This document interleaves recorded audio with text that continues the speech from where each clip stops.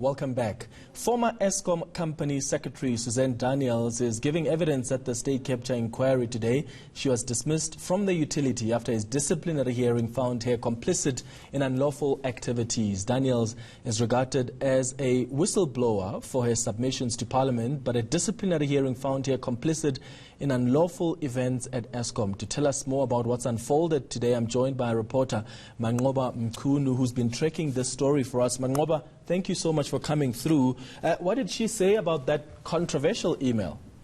Well, she's sticking to her guns, Clement, insisting that, of course, she did not know who the businessman was behind those emails. Of course, we recall that we now know that, in fact, those emails belonged to Salim Essa, who was a Gupta associate at the time. That's according to some of the Gupta leaks that we've seen, as well as some of the evidence that has come out from the state capture inquiry. But she has, however, stuck to her guns, saying that she did not know at the time, as early as September 2015, when, in fact, she did see some of the correspondence from that email, that businessman, that info portal email, that it in fact belonged to Salim Essa. She maintains that it was in fact the then Eskom chair, Dr. Ben Gubane, who had informed her that this was actually an email of the Director General in the Public Enterprises Department, Richard Seleke. So she says that up until her DC in 2018, she had no knowledge at all that this email belonged to Salim Essa. In fact, saying that she was under the impression that it was Seleke's email. She says that she had no reason to doubt. She took it at face value and had no reason really to doubt Ngubane based on what he had said to her.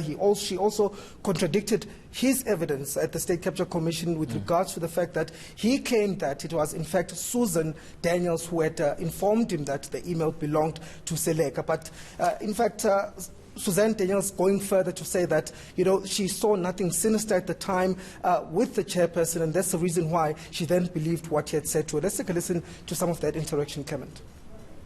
Ms. Daniels, I had asked the question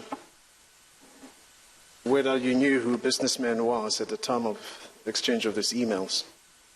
No, I did not, Mr. Chairman. Did you come to know about who businessman was? In my disciplinary hearing, Mr. Chairman, my attorneys did an extensive search, and with the help of the organization called Outer, it established that it was the DG Seleke. It was? Director General Richard Seleke. Mm-hmm. Based on my further reading that I have done and assessment of the evidence that has come out in the Gupta leaks, etc., it's my suspicion that it wasn't just one person. It was indeed an info portal.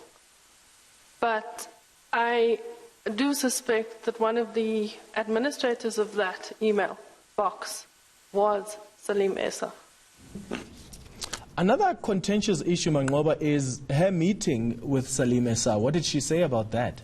Well, indeed, Clement, and she did admit that she did meet Salim Essa, and that was on the 10th of March in 2015. And she says that she was under the impression at the time that she was going to be meeting her boss, Machela Koko, at the time, who was the group executive in the corporate and commercials department. So she says that she was invited by Koko to a meeting in Melrose Arch, and she was under the impression that they were just going to be speaking about issues. In fact, she says that he didn't tell her what the meeting was about. She claims that he then ushered her into a boardroom where she had met Salim Essa, who introduced himself at the time, Clement, as an advisor to the then Minister of Public Enterprises, Lynn Brown.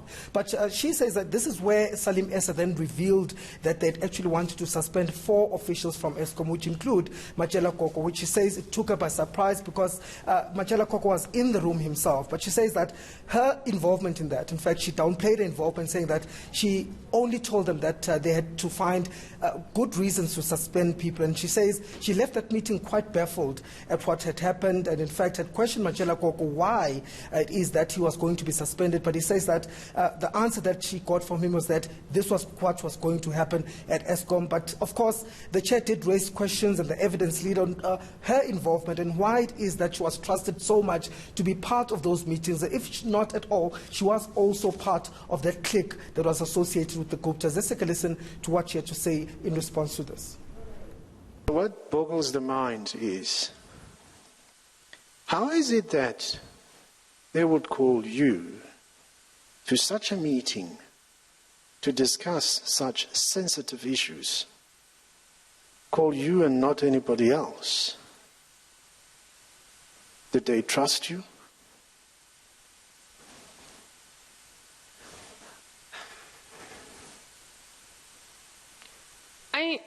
Mr. Chairman, that has been an issue that, has always been in my mind, as I'd been sort of privy to some of these discussions, and my testimony later will tell you. It just appears that they did not really think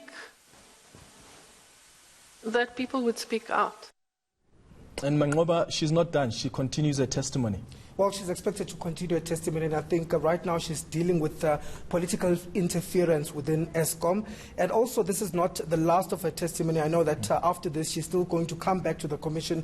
That's why she'll discuss some of those transactions, which include the controversial 1.6 billion, which was paid to McKinsey as well as Trillium. Yeah, and some of the money has been paid back. Thank you so much for your time. Manqoba Mchunu there, giving us the latest coming out of the state capture inquiry.